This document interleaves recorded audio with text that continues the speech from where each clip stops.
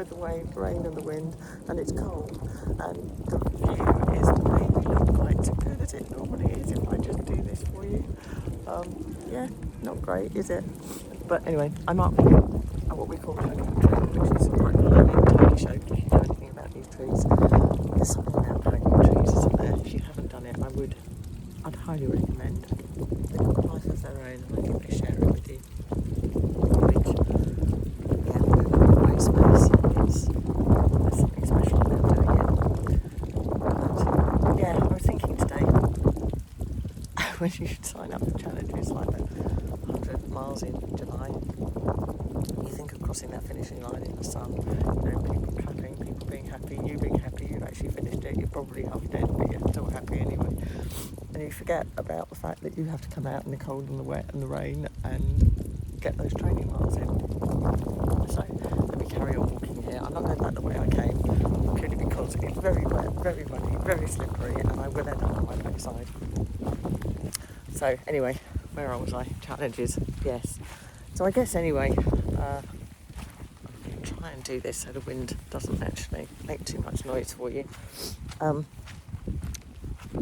It's like any challenge, isn't it? It doesn't matter whether it's physical or whether it's a work challenge, home challenge, whatever it is. The only way to get through it is to break it down into little bits. Me doing 100 miles today would not be pretty. It probably won't be pretty in July either. But, sorry, you'll have to excuse me for walking this because I have run most of it.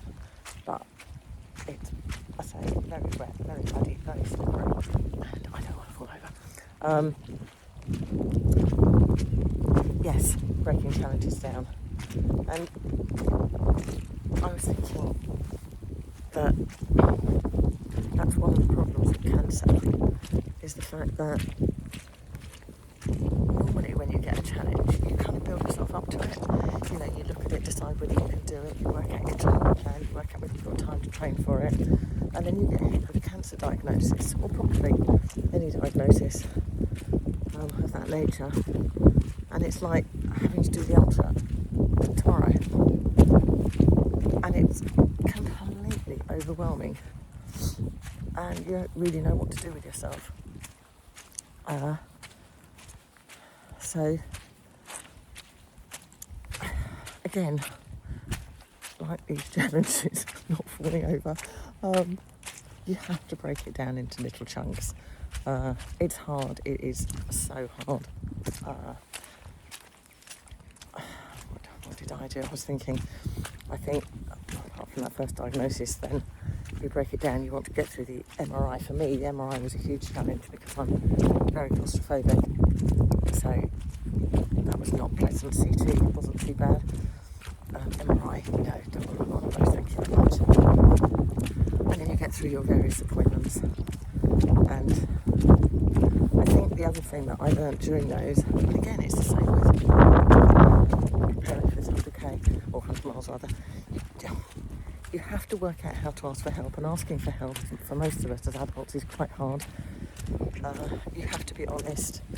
I remember saying to my consultant on my pre-op appointment that one of the things that was totally freaking me out, you know what, I think this is just as bad going back this way as it was going up the other way.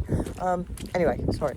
I'm going to land on my backside. Don't laugh.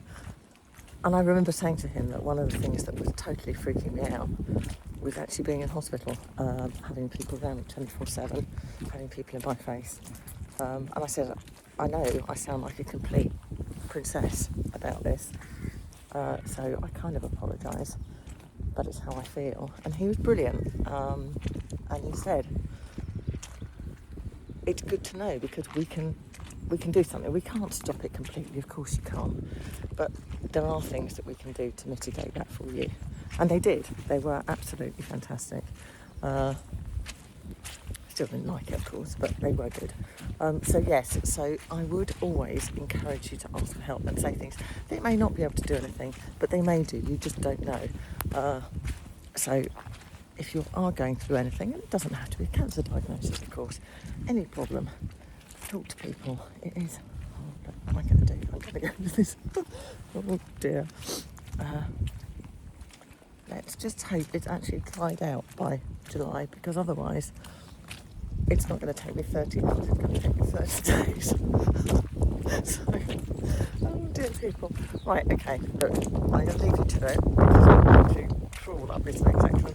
But I did just want to put on and say hello, as I said I would. And yes, oh my goodness. It's not what I was intending to do. So, yeah, I'd like to have, I'm hoping something dry. And just remember, yeah, talk. There's always people around to listen, even when it feels there isn't. I didn't bring anybody out with me today because of this horrible weather, but I know loads of you have been very kind in offering to help with your training, so I will be using you. Okay guys, look, this is pretty grim, so I'm going to say goodbye. And I will see you next week, hopefully. You take care all. Bye.